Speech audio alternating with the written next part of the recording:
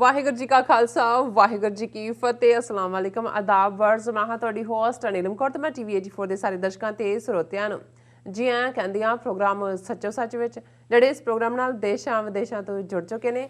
ਖਾਲਸਾਨਾ affair centre ਦੇ ਸੰਚਾਲਕ doctor Manjeet Singh ji ਰੋਜ਼ਾਨਾ ਦੀ ਤਰ੍ਹਾਂ ਸਟੂਡੀਓ ਵਿੱਚ ਮੇਰੇ ਨਾਲ ਹਾਜ਼ਰ ਨੇ। ਉਹਨਾਂ ਨਾਲ ਗੱਲਬਾਤ ਕਰਕੇ ਅੱਜ ਦੇ ਅਹਿਮ ਇਸ਼ੂਜ਼ ਉੱਪਰ ਉਹਨਾਂ ਤੋਂ ਉਹਨਾਂ ਦਾ ਤਬਸਰਾ ਜਾਣਦੇ ਹਾਂ। ਜੀ ਡਾਕਟਰ ਸਾਹਿਬ, ਵਾਹਿਗੁਰੂ ਜੀ ਕਾ ਖਾਲਸਾ ਵਾਹਿਗੁਰੂ ਜੀ ਕੀ ਫਤਿਹ। हाँ जी, नीलम कौर जी, ਤੁਹਾਨੂੰ ਵੀ ਤੇ ਦੁਨੀਆ ਭਰ 'ਚ ਬੈਠੇ ਸਾਡੇ ਬਹੁਤ ਹੀ ਪਿਆਰੇ, ਸੋਹਣੇ, ਸਿਆਣੇ, ਸੁਨੱਖੇ TV84 ਦੇ ਦਰਸ਼ਕਾਂ ਨੂੰ ਵੀ ਵਾਹਿਗੁਰੂ ਜੀ ਕਾ ਖਾਲਸਾ ਵਾਹਿਗੁਰੂ ਜੀ ਕੀ ਫਤਿਹ। अस्सलाम वालेकुम। जी रार साहब, जी आनू प्रोग्राम सचो सच विच बहुत शुक्रिया। जी रार साहब, अज 12 जनवरी 2021 29 ਪੋ ਨਾਨਕਸ਼ਾਹੀ ਸੰਮਤ 552 ਦਾ ਦਿਨ ਹੈ ਤੇ ਡਾਕਟਰ ਸਾਹਿਬ ਪ੍ਰੋਗਰਾਮ ਸ਼ੁਰੂ ਕਰਨ ਤੋਂ ਪਹਿਲਾਂ ਅਸੀਂ ਆਪਣੇ ਦਰਸ਼ਕਾਂ ਤੇ ਸਰੋਤਿਆਂ ਨੂੰ ਹਮੇਸ਼ਾ ਤਰ੍ਹਾਂ ਦੱਸਦੇ ਵਿਊਅਰਸ, ਜੇ ਤੁਸੀਂ ਹੱਕ ਸੱਚ ਇਨਸਾਫ ਤੇ ਪੈਰਾ ਦਿੰਦਾ ਇੱਕੋ ਇੱਕ ਚੈਨਲ TV84 ਨੂੰ ਦੇਖਣਾ ਚਾਹੁੰਦੇ ਹੋ ਤਾਂ ਤੁਸੀਂ ਦੇਖ ਸਕਦੇ ਹੋ spectrum cable, RCN cable, Bell 5 cable in Canada, roku, Jadoo box, ਸ਼ਾਵਾ, ਫੇਸਬੁੱਕ TV84 ਦੀ ਐਪ ਰਾਹੀਂ online streaming and IP box ਤੇ ਤੁਸੀਂ TV84 ਨੂੰ ਦੇਖ ਸਕਦੇ ਹੋ। ਵਿਊਅਰਸ, ਜੇ ਤੁਸੀਂ TV84 ਨਾਲ ਜਾਂ ਪ੍ਰੋਗਰਾਮ ਸੱਚੋ ਸੱਚ ਨਾਲ ਫੇਸਬੁੱਕ ਰਾਹੀਂ ਜੁੜੇ ਹੋ ਤਾਂ ਇਸ ਨੂੰ ਵੱਧ ਤੋਂ ਵੱਧ ਲਾਈਕ ਕਰੋ ਤੇ ਸ਼ੇਅਰ ਕਰੋ ਅਤੇ ਨਾਲ ਹੀ YouTube ਤੇ ਸਬਸਕ੍ਰਾਈਬ ਵੀ ਕਰੋ। ਇਹ ਵੀ ਦੱਸ ਦਿਓ ਕਿ ਤੁਸੀਂ TV84 ਦੀ ਐਪ ਨੂੰ ਐਂਡਰੋਇਡ ਐਂਡ ਐਪ ਸਟੋਰ ਤੇ ਡਾਊਨਲੋਡ ਕਰਕੇ ਜੋ TV84 ਦੀ ਲਾਈਵ ਸਟ੍ਰੀਮ ਹੈ ਉਸ ਨੂੰ ਤੁਸੀਂ 24 ਆਵਰਸ ਦੇਖ ਸਕਦੇ ਹੋ। ਵਿਊਅਰਸ, ਹੁਣ ਅਸੀਂ ਆਪਾਂ ਗੱਲਬਾਤ ਕਰਾਂਗੇ ਅੱਜ ਦੇ ਪਹਿਲੇ ਅਹਿਮ ਇਸ਼ੂ ਦੀ।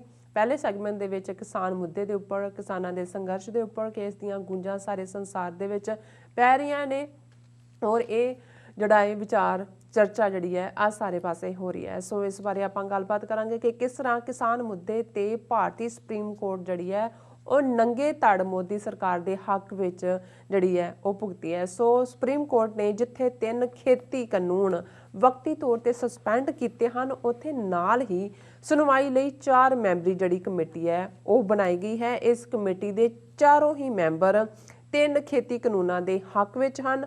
ਕਿਸਾਨ ਜਥੇਬੰਦੀਆਂ ਨੇ ਇਸ ਕਮੇਟੀ ਅੱਗੇ ਪੇਸ਼ ਹੋਣ ਤੋਂ ਜਿਹੜਾ ਹੈ ਉਹ ਇਨਕਾਰ ਕਰ ਦਿੱਤਾ ਹੈ ਔਰ ਸੁਪਰੀਮ ਕੋਰਟ ਦਾ ਫੈਸਲਾ ਇਵੇਂ ਹੀ ਹੈ ਜਿਵੇਂ ਕਿਸੇ ਨੂੰ ਰੱਸੇ ਨਾਲ ਫਾਂਸੀ ਨਾ ਦੇ ਕੇ ਕੀਮਤੀ ਜਿਹੜੀ ਰੇਸ਼ਮ ਦੀ ਡੋਰੀ ਦੇ ਨਾਲ ਜਿਹੜੀ ਫਾਂਸੀ ਦੇਣ ਦਾ ਫੈਸਲਾ ਦਿੱਤਾ ਜਾਵੇ। ਸੋ ਇਸ ਬਾਰੇ ਆਪਾਂ ਵਿਚਾਰ ਚਰਚਾ ਕਰਨ ਜਾ ਰਹੇ ਹਾਂ। ਸੋ ਅਸੀਂ ਚਾਹਾਂਗੇ ਕਿ ਤੁਸੀਂ ਨਾ ਇਸੇ ਤਰ੍ਹਾਂ ਹੀ ਬਣੇ ਰਹਿਣਾ। ਦੇਖਣ ਸੁਣ ਲਈ ਤੁਹਾਡਾ ਸਭ ਦਾ ਬਹੁਤ ਬਹੁਤ ਸ਼ੁਕਰੀਆ। ਜੀ ਰਾਜ ਸਾਹਿਬ, ਕੀ ਕਹਿਣਾ ਚਾਹੋਗੇ ਇਸ ਮੁੱਦੇ ਬਾਰੇ? ਦੇਖੋ, ਹੈ ਤਾਂ ਇਹ ਕਾਫੀ ਕਸਿਆ ਪਿਟਿਆ ਸ਼ੇਅਰ, ਕਿਉਂਕਿ ਬਹੁਤ ਵਾਰ ਇਹ ਦੁਹਰਾਇਆ ਜਾਂਦਾ ਹੈ ਅੱਛਾ कि बहुत शोर सुनते थे पहलू में दिल का, बहुत शोर सुनते थे पहलू में दिल का, जब चीरा तो कतराए खून ना निकला। जी हुण सुप्रीम कोर्ट ਉੱਚੀ ਅਦਾਲਤ, ਮੀ ਲॉर्ड ਮਾਈ ਲॉर्ड, ਉਸ ਦੀ ਕਰਤੂਤ। ਹਾਲਾਂ ਜੇ ਅਸੀਂ ਕਹਿਣਾ ਹੋਏ ਤੇ ਅਸੀਂ ਤਾਂ ਜਿਵੇਂ ਅੰਗਰੇਜ਼ੀ 'ਚ ਅਕਸਰ ਇਹ ਕਹਿੰਦੇ ਨੇ ਕਿ ਜੋ ਗੱਲ ਕਹੀ ਸਾਬਤ ਹੋਏ, ਬਿਲਕੁਲ ਕਿ I already said that, I told you so, ਪਰ ਅਸੀਂ ਉਸ 'ਚ ਨਹੀਂ ਪੈਂਦੇ ਕਿਉਂਕਿ ਇਹ ਕੋਈ ਅੱਜ ਪਹਿਲੀ ਵਾਰ ਨਹੀਂ ਹੋਇਆ ਤੇ ਅਖੀਰਲੀ ਵਾਰ ਨਹੀਂ ਹੋਣਾ। ਜੇ ਤੁਸੀਂ ਪਿਛਲੇ 73 ਸਾਲ ਤੋਂ ਭਾਰਤੀ ਅਦਾਰਿਆਂ ਦਾ, ਲੈਜਿਸਲੇਚਰ, ਐਗਜ਼ੈਕਟਿਵ, ਜੁਡੀਸ਼ਰੀ ਔਰ ਮੀਡੀਆ, ਇਹਨਾਂ ਦਾ ਵਰਤਾਰਾ ਦੇਖੋ ਤੇ ਇਹ ਕਾਹੂਟ ਹੀ ਕੰਮ ਕਰਦੇ ਨੇ। ਨਹਿਰੂ ਦੇ ਜ਼ਮਾਨੇ ਤੋਂ ਇਵੇਂ ਹੈ। ਹੁਣ ਇਹ ਹੈ ਕਿ ਵੀ ਵੱਧ ਤੋਂ ਬਦਤਰ ਸਿਚੁਏਸ਼ਨ ਹੋ ਗਈ ਹੈ। ਨਹੀਂ ਤਾਂ ਜਦੋਂ ਸਰਦਾਰ ਕਪੂਰ ਸਿੰਘ ਹੋਰਾਂ ਨੇ ਆਪਣੇ ਹੀ ਕੇਸ ਦੇ ਮਾਮਲੇ 'ਚ, ਜਿੱਥੇ ਕਿ ਉਹਨਾਂ ਦੀ 14-15 ਸਾਲ ਦੀ ICS ਦੀ ਸਰਵਿਸ, ਉਹਨਾਂ ਦੇ ਇਸ ਓਬਜੈਕਸ਼ਨ ਕਰਕੇ ਜਿਹੜਾ ਉਸ ਵੇਲੇ ਸੈਂਟਰ ਗੌਰਮੈਂਟ ਦੇ ਰਾਹੀਂ ਪੰਜਾਬ ਦੇ ਗਵਰਨਰ ਚੰਦੂ ਲਾਲ ਤ੍ਰਿਵੇਦੀ ਨੇ ਸਰਕੂਲਰ ਕੱਢਿਆ ਕਿ ਸਿੱਖ ਸਾਰੇ criminal tribe and a menace to the law abiding Hindus. ਔਰ ਸਰ ਕਪੂਰ ਸਿੰਘ ਉਸ ਵੇਲੇ ਡਿਸਟ੍ਰਿਕਟ ਕਾਂਗੜਾ ਦੇ ਡਿਪਟੀ ਕਮਿਸ਼ਨਰ ਸਨ। ਉਹਨਾਂ ਨੇ ਇਤਰਾਜ਼ ਕੀਤਾ ਕਿ ਵੀ ਤੁਸੀਂ ਜਿਹੜਾ ਇੱਕ ਸਾਰੀ ਕੌਮ ਨੂੰ ਇੱਕ ਜਰਾਇਮ ਪੇਸ਼ਾ ਕਬੀਲਾ ਬਣਾਇਆ, ਉਹਦੀ ਉਹਨਾਂ ਨੂੰ ਸਜ਼ਾ ਸਸਪੈਂਡ ਕਰਕੇ ਫਿਰ ਡਿਸਮਿਸ ਕਰਕੇ, ਔਰ ਉਹਨਾਂ ਨੇ ਆਪਣਾ ਕੇਸ ਉਸ ਵੇਲੇ ਦੇ ਸੁਪਰੀਮ ਕੋਰਟ ਤੱਕ ਖੜਿਆ।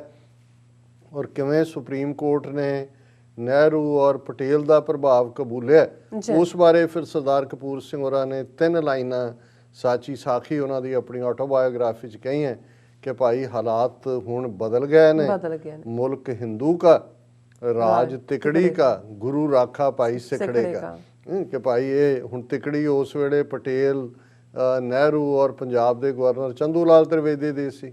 ਹੁਣ ਤਾਂ ਤਿਕੜੀ ਦੇ ਵੀ ਦੁਕੜੀ ਰਹਿ ਗਈ। ਹੁਣ ਤਾਂ ਮੋਦੀ ਅਮਿਤ ਸ਼ਾਹ ਹੈ, ਬਾਕੀ ਤਾਂ ਕੈਪਟਨ ਅਮਰਿੰਦਰ ਵਰਗੇ ਜਾਂ ਮਨੋਹਰ ਲਾਲ ਖੱਟੜ ਵਰਗੇ ਇਹ ਤਾਂ ਬੱਚੇ ਜਮੂਰੇ ਨੇ। ਇਹ ਤਾਂ ਜਿਹਨੂੰ ਪੁੱਛੇਗਾ ਬਤਲਾਏਗਾ ਵਾਲੀ ਕੈਟਾਗਰੀ 'ਚ ਨੇ। ਪਰ ਉਹਦੀ ਗੱਲ ਕਰਨ ਤੋਂ ਪਹਿਲਾਂ, ਕਿਉਂਕਿ ਅਮਰੀਕਾ ਦੇ ਵਿੱਚ 20 ਤਰੀਕ ਨੂੰ ਜਿਹੜਾ ਹੈ ਉਹ ਚੇਂਜ ਆਫ ਗਾਰਡ ਹੋਣਾ ਹੈ। ਬਾਈਡਨ ਆ ਰਹੇ ਨੇ, ਟਰੰਪ ਜਾ ਰਹੇ ਨੇ, ਕਿਵੇਂ ਜਾਣਗੇ, ਜਾਣ ਲੱਗੇ ਕਿਹੜਾ ਬਨੇਰਾ ਭੰਨ ਕੇ ਜਾਣਗੇ। ਆਲਰੇਡੀ ਜੋ ਕੈਪੀਟਲ ਹਿਲ ਤੇ ਹੋਇਆ ਉਸ ਦੀਆਂ ਰੀਪਰਕਸ਼ਨ ਅੱਜ ਹੀ ਦੇਖ ਰਿਹਾ ਸੀ ਕਿ 180 ਤੋਂ ਜ਼ਿਆਦਾ ਲੋਕਾਂ ਦੇ ਖਿਲਾਫ ਕੇਸ ਰਜਿਸਟਰ ਹੋਏ ਨੇ ਔਰ 50,000 ਤੋਂ ਜ਼ਿਆਦਾ, ਜਿਵੇਂ ਅਸੀਂ ਦੱਸਿਆ ਸੀ ਕਿ ਡਿਜੀਟਲ ਲੀਡਸ ਨੇ 70,000 ਤੋਂ ਜ਼ਿਆਦਾ ਸ਼ਾਇਦ, ਔਰ ਬਾਕੀ ਵੀ ਗ੍ਰਿਫਤਾਰੀਆਂ ਹੋ ਰਹੀਆਂ। ਔਰ ਇਹ ਵੀ ਦੇਖਣ 'ਚ ਆਇਆ ਕਿਉਂਕਿ ਸਾਰੇ ਕਾਂਗਰਸਮੈਨ ਵਿਮਨ ਇਕੱਠੇ ਕਰਕੇ ਉਹਨਾਂ ਦੀ, ਕਿਉਂਕਿ ਉਹ ਕਮਰਿਆਂ 'ਚ ਉਹਨਾਂ ਦੇ ਜਾ ਵੜੇ ਸੀ, ਦਫ਼ਤਰਾਂ 'ਚ, ਉਹਨਾਂ ਨੂੰ ਇੱਕ ਥਾਂ ਦੇ ਉੱਤੇ ਇਕੱਠੇ ਕਰ ਦਿੱਤਾ ਸੀ ਅੱਡ-ਅੱਡ ਥਾਵਾਂ ਤੇ, ਔਰ ਬਹੁਤ ਸਾਰਿਆਂ ਦੇ ਮਾਸਕਸ ਨਹੀਂ ਸੀ। ਹੁਣ ਇਹ ਸਾਹਮਣੇ ਆਇਆ ਕਿ 3 ਕਾਂਗਰਸ ਮੈਨ ਉਹਨਾਂ ਨੂੰ ਕੋਵਿਡ-19 ਪੋਜ਼ਿਟਿਵ ਨਿਕਲਿਆ। ਉਹਨਾਂ ਦੇ ਵਿੱਚ ਭਾਰਤੀ ਮੂਲ ਦੀ ਪ੍ਰਮਿਲਾ ਜੈਪਾਲ ਜਿਹੜੀ ਵਾਸ਼ਿੰਗਟਨ ਤੋਂ ਹੈ ਉਹ ਵੀ ਹੈ, ਔਰ ਨਿਊ ਜਰਸੀ ਤੋਂ ਕਾਂਗਰਸਮੈਨ ਜਾਂ ਕਾਂਗਰਸ ਵੂਮਨ ਕਾਫੀ ਲੰਮੇਰੀ ਉਮਰ ਦਾ ਹੈ ਉਹ ਵੀ ਹੈ, ਔਰ ਬਾਕੀਆਂ ਦੇ ਵੀ ਟੈਸਟ ਹੋਣਗੇ। ਸੋ ਇਹ ਵੀ ਇਸ ਦਾ ਇੱਕ ਇੰਪੈਕਟ ਦੇਖਣ ਦੇ ਵਿੱਚ ਆਇਆ। ਔਰ ਅੱਜ ਹੀ ਪ੍ਰੈਜ਼ੀਡੈਂਟ ਟਰੰਪ ਨੇ ਵਾਸ਼ਿੰਗਟਨ ਦੇ ਵਿੱਚ ਸਟੇਟ ਆਫ ਐਮਰਜੈਂਸੀ ਲਾਈ ਹੈ, ਕਿਉਂਕਿ ਨੈਸ਼ਨਲ ਸਿਕਿਉਰਿਟੀ ਗਾਰਡ ਔਰ ਦੂਸਰੇ ਭਾਵੇਂ ਉਹਨੂੰ 20 ਤਰੀਕ ਦੇ ਹਵਾਲੇ ਨਾਲ ਹੀ ਲਾਈ ਗਈ ਹੈ, ਪਰ ਜਿਵੇਂ ਖਬਰਾਂ ਨੇ ਕਿ ਇਸ ਵੇਲੇ ਜਿਸ ਨੂੰ ਕਹਿੰਦੇ ਨੇ ਕਿ ਸਿਕਿਉਰਿਟੀ ਏਜੰਸੀਜ਼ ਵੀ ਬੜੀ ਟਾਈਟ ਰੋਪ ਵਾਕ ਕਰ ਰਹੇ ਨੇ, ਉਸ ਸਿਚੁਏਸ਼ਨ ਨੂੰ ਇਵੇਂ ਵੀ ਨਹੀਂ ਟਰਨ ਕਰਨਾ ਚਾਹੁੰਦੇ ਕਿ ਇੱਕਦਮ ਕੋਈ ਭੜਕਾਟ ਹੋਏ। ਔਰ ਇਹੀ ਕਾਰਨ ਸੀ ਕਿ ਵਾਸ਼ਿੰਗਟਨ 'ਚ ਵੀ ਜਿਵੇਂ ਇੱਕ ਵੱਡਾ ਤਬਕਾ ਪੁਲਿਸ ਆਫਿਸਰਸ ਦਾ ਦੇਖਦਾ ਰਿਹਾ, ਔਰ ਜੇ ਜਵਾਬੀ ਉਹ ਕਾਰਵਾਈ ਕਰਦੇ ਤਾਂ ਫਿਰ ਹੁਣ ਤਾਂ 4 ਜਾਂ 5 ਡੈਥਸ ਨੇ। ਇੱਕ ਹੀ ਪੁਲਿਸ ਫਾਇਰਿੰਗ ਦੇ ਨਾਲ ਹੋਈ ਹੈ, ਬਾਕੀ ਤਾਂ ਹਾਰਟ ਰਿਲੇਟਡ ਜਾਂ ਦੂਸਰੇ ਮੈਡੀਕਲ ਰੀਜ਼ਨਸ ਨੇ। ਸੋ ਇਸ ਵੇਲੇ ਜਿਵੇਂ ਇੱਕ ਫੀਅਰ ਵੀ ਹੈ ਕਿ ਅਮਰੀਕਾ ਦੀਆਂ ਬਾਕੀ 50 ਸਟੇਟਾਂ ਦੀਆਂ ਕੈਪੀਟਲਸ ਕੀ ਹੋਏਗਾ, ਲੇਕਿਨ ਇਸ ਸਾਰੇ 'ਚੋਂ ਨਵੀਂ ਜੋ ਬਾਈਡਨ ਕਮਲਾ ਹੈਰਿਸ ਦੀ ਆਉਣ ਵਾਲੀ ਟੀਮ ਨੇ ਸੋਲੀਡੈਰਿਟੀ ਦਾ ਜਿਹੜਾ ਵਿਖਾਵਾ ਵੀ ਕੀਤਾ ਹੈ ਲੋਕਾਂ ਦੇ ਨਾਲ, ਇਹ ਦੱਸਣ ਲਈ ਕਿ ਅਮਰੀਕਾ ਅਸੀਂ ਐਜ਼ ਏ ਟੂਗੈਦਰ ਹੈ। ਔਰ ਉਹਨਾਂ ਨੇ ਜਿਹੜਾ ਥੀਮ ਆਪਣੀ ਇਨੋਗ੍ਰੇਸ਼ਨ ਦਾ ਦਿੱਤਾ ਹੈ ਉਹਦਾ ਨਾਂ ਹੀ ਇਹ ਹੈ ਅਮਰੀਕਾ ਯੂਨਾਈਟਿਡ। ਔਰ ਇਸ ਦਾ ਇਹ ਦੱਸਣ ਦੇ ਲਈ ਕਿ ਮੁਲਕ ਕਿਵੇਂ ਕੁਰਬਾਨੀਆਂ ਦੇ ਨਾਲ ਹੁਣ ਤੱਕ ਇਹ ਸਿਸਟਮ ਡਿਵੈਲਪ ਹੋਇਆ। ਜਿਹੜਾ ਇਨੋਗ੍ਰੇਸ਼ਨ ਵਾਲੇ ਦਿਨ ਪਹਿਲਾ ਉਹਨਾਂ ਦਾ ਜੈਸਚਰ ਹੋਏਗਾ ਪ੍ਰੈਜ਼ੀਡੈਂਟ ਜੋ ਬਾਈਡਨ ਔਰ ਕਮਲਾ ਹੈਰਿਸ ਦਾ, ਔਰ ਉਹਨਾਂ ਦੇ ਨਾਲ ਪ੍ਰੈਜ਼ੀਡੈਂਟ ਓਬਾਮਾ, ਉਹਨਾਂ ਦੀ ਵਾਈਫ ਔਰ ਕਲਿੰਟਨ ਔਰ ਬੁਸ਼ ਵੀ ਸ਼ਾਮਲ ਹੋਣਗੇ।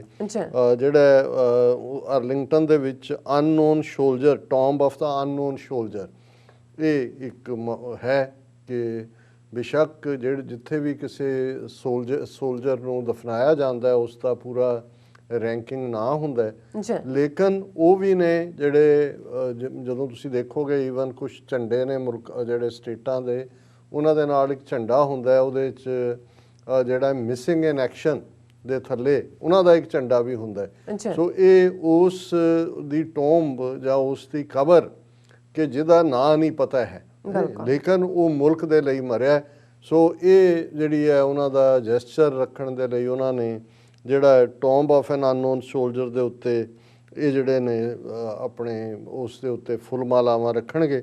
ਔਰ ਇਹ ਜਿਹੜੀ ਆਰਲਿੰਗਟਨ ਨੈਸ਼ਨਲ ਸੈਮੇਟਰੀ ਹੈ ਜਿਸ ਦੇ ਵਿੱਚ ਮੈਂ ਜਿਵੇਂ ਕਿਹਾ ਵੀ ਐਕਸ ਪ੍ਰੈਜ਼ੀਡੈਂਟ ਔਰ ਉਹਨਾਂ ਦੀਆਂ ਵਾਈਫਸ ਜਿਹੜੀਆਂ ਨੇ ਸ਼ਾਮਲ ਹੋਣਗੀਆਂ।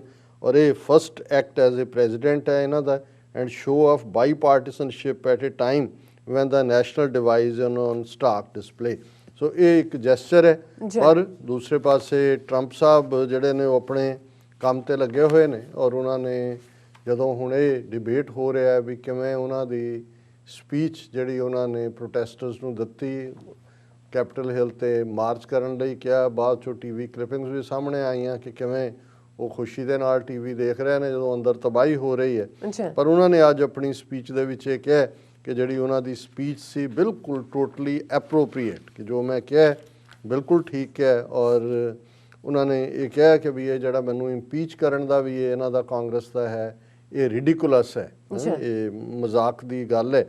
ਔਰ ਇਸ ਸਾਰੇ ਦੇ ਨਾਲ ਜਦੋਂ ਉਹਨਾਂ ਨੇ ਹੁਣ ਉਹ ਪਹਿਲੀ ਵਾਰ ਉੱਥੋਂ ਆਪਣੇ ਵਾਈਟ ਹਾਊਸ ਚੋਂ ਨਿਕਲਣਗੇ ਔਰ ਵਾਈਟ ਹਾਊਸ ਤੋਂ ਉਹ ਟੈਕਸਾਸ ਜਾ ਰਹੇ ਨੇ, ਜਿੱਥੇ ਕਿ ਬਾਰਡਰ ਵਾਲ ਜਿਹੜੀ ਮੈਕਸੀਕੋ ਦੇ ਨਾਲ ਬਣਾਉਣ ਦੀ ਲਾਈਨ ਹੈ, ਉੱਥੇ ਜਿਹੜਾ ਉਹਨਾਂ ਨੇ ਐਡਰੈਸ ਕੀਤਾ ਔਰ ਉਸ ਪਹਿਲੀ ਉਹਨਾਂ ਦੀ ਪਬਲਿਕ ਅਪੀਅਰੈਂਸ ਹੈ ਵਾਇਲੈਂਸ ਤੋਂ ਬਾਅਦ ਕੈਪੀਟਲ ਦੇ ਵਿੱਚ।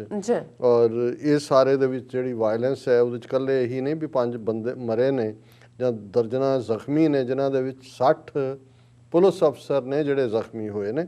ਔਰ ਆਪਣੀ ਇਸ ਸਪੀਚ ਦੇ ਵਿੱਚ ਜਿਹੜੀ 6 ਜਨਵਰੀ ਵਾਲੀ ਤਾਂ ਸਾਹਮਣੇ ਹੀ ਹੈ ਕਿ ਜਿਹਦੇ 'ਚ ਉਹਨਾਂ ਨੇ ਹੁਣ ਉਹਨਾਂ ਨੂੰ ਰੈਡੀਕੂਲਸ ਲੱਗੇ, ਲੇਕਿਨ ਇਹਦੇ 'ਚ ਕੋਈ ਸ਼ੱਕ ਨਹੀਂ ਹੈ ਕਿ ਇਹ ਇੱਕ ਵੱਡਾ ਕਾਰਨ ਸੀ ਕਿ ਵੀ ਇਹ ਬਿਲਕੁਲ ਮੌਬ ਨੂੰ ਇਨਸਾਈਟ ਕੀਤਾ ਗਿਆ। ਹੁਣ ਉਹਨਾਂ ਦਾ ਉੱਥੋਂ ਨਿਕਲ ਕੇ ਈਵਨ ਟੈਕਸਾਸ 'ਚ ਮੈਕਸੀਕਨ ਜਿਹੜਾ ਉਹ ਵਾਲ ਦੇ ਨਾਲ ਜਾਣਾ, ਮੈਕਸੀਕੋ ਦੇ ਨਾਲ ਲੱਗਦੀ, ਇਹ ਵੀ ਉਹੀ ਹੈ ਕਿਉਂਕਿ ਯਾਦ ਹੋਏਗਾ ਕਿ ਇਹ ਜਦੋਂ ਇਹਨਾਂ ਨੇ ਆਪਣਾ ਕੈਂਪੇਨ ਸ਼ੁਰੂ ਕੀਤਾ ਸੀ ਮੈਕਸੀਕਨਸ ਨੂੰ ਉਹਨਾਂ ਨੇ ਰੇਪਿਸਟ, ਕ੍ਰਿਮੀਨਲਸ ਔਰ ਇਹ ਕਹਿ ਕੇ ਔਰ ਇਹਨਾਂ ਦੇ ਨਾਲ ਕੰਧ ਬਣਾ ਦਿਓ ਔਰ ਕਿੰਨਾ ਜਿਹੜਾ ਉਹ ਕਾਂਗਰਸ ਤੋਂ ਮੈਨੂੰ ਫੰਡਿੰਗ ਦਿਓ ਔਰ ਇੱਧਰ ਉੱਧਰ ਜਿਹੜਾ ਸਾਰੇ। ਸੋ ਮਤਲਬ ਇਹ ਹੈ ਕਿ ਆਉਣ ਵਾਲੇ ਪੀਰੀਅਡ, ਜਿਵੇਂ ਅੱਜ ਇੱਕ ਐਮੀਨੈਂਟ ਹਿਸਟੋਰੀਅਨ ਅਮਰੀਕਾ ਦੇ ਨੇ, ਉਹਨਾਂ ਦੀ ਮੈਂ ਬਰੀਫਿੰਗ ਦੇਖ ਰਿਹਾ ਸੀ, ਉਹਨਾਂ ਨੇ ਕਿਹਾ ਵੀ ਟਰੰਪ ਤਾਂ ਹੁਣ 2024 ਜੋਗਾ ਸ਼ਾਇਦ ਨਾ ਰਹੇ, ਸਿਹਤ ਪੱਖੋਂ ਵੀ ਔਰ ਅਦਰਵਾਈਜ਼ ਵੀ ਕੇਸਾਂ 'ਚ ਉਲਝੇਗਾ ਕਿ ਵੀ ਉਹ ਦੁਬਾਰਾ ਰਨ ਕਰੇ, ਲੇਕਿਨ ਜਿੰਨਾ ਇੱਕ ਸੋਲਿਡ ਕੋਰ ਗਰੁੱਪ ਇਸ ਵੇਲੇ ਬਿਲਕੁਲ ਜਿਹੜਾ ਈਵਨ ਰਿਪਬਲਿਕਨਾਂ ਤੋਂ ਵੀ ਬਾਗੀ ਹੈ, ਪਾਰਟੀ ਲਾਈਨ ਨੂੰ ਵੀ ਉਹਨੇ ਬੋਨਫਾਇਰ ਬਣਾ ਦਿੱਤਾ ਹੈ।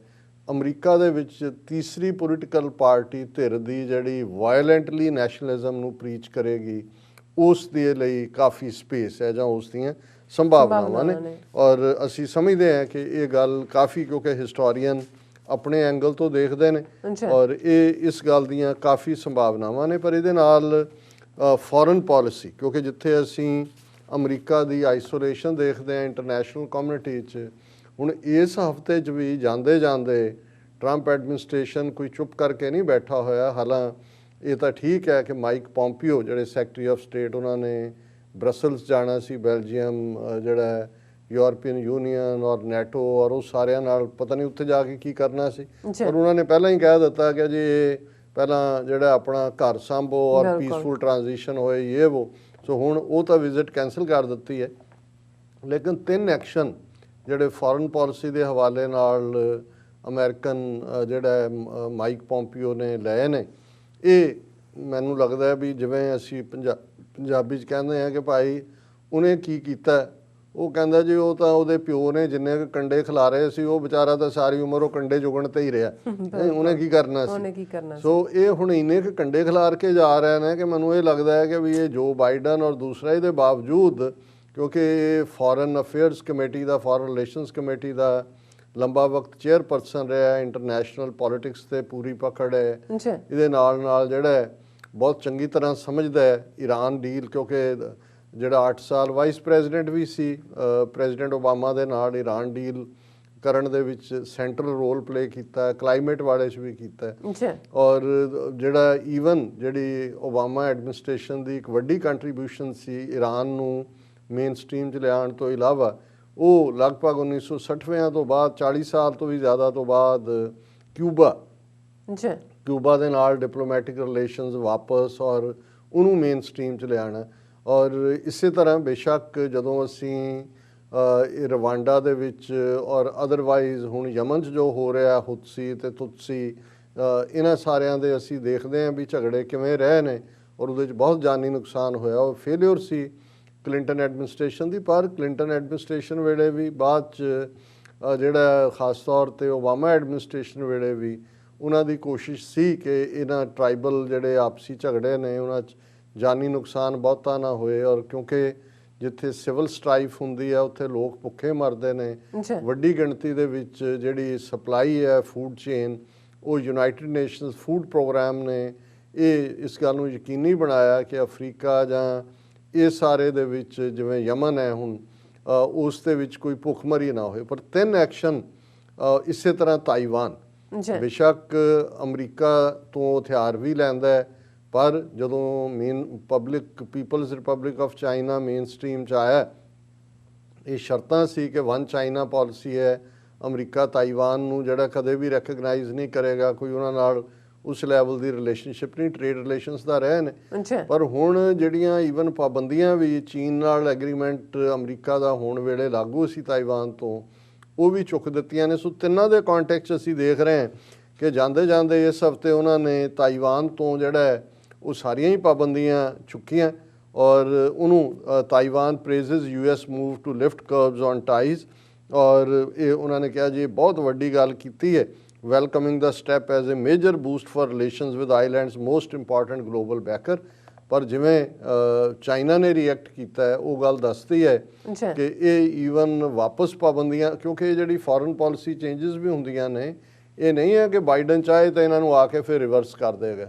ਉਹਦੇ ਲਈ ਰਿਵਰਸਲ ਦੇ ਲਈ ਫਿਰ ਹਾਊਸ ਕਮੇਟੀਆਂ ਦੂਜੇ ਤੀਜੇ ਬਹੁਤ ਸਾਰੇ ਨੇ, ਜੇ ਉਹ ਚਾਹੇਗਾ ਵੀ। ਔਰ ਜਿਸ ਕਿਸਮ ਦਾ ਚਾਈਨਾ ਨਾਲ ਹੌਸਟਿਲਿਟੀ ਹੈ, ਮੈਨੂੰ ਨਹੀਂ ਲੱਗਦਾ ਕਿ ਵੀ ਇਹ ਤਾਈਵਾਨ ਨੂੰ ਜਿਹੜਾ ਅਨਟਾਈ ਕਰਤਾ ਇਹਨਾਂ ਨੇ ਪਾਬੰਦੀਆਂ ਤੋਂ, ਉਹ ਵਾਪਸ ਉਹਨਾਂ ਨੂੰ ਲਿਆ ਸਕੇਗਾ।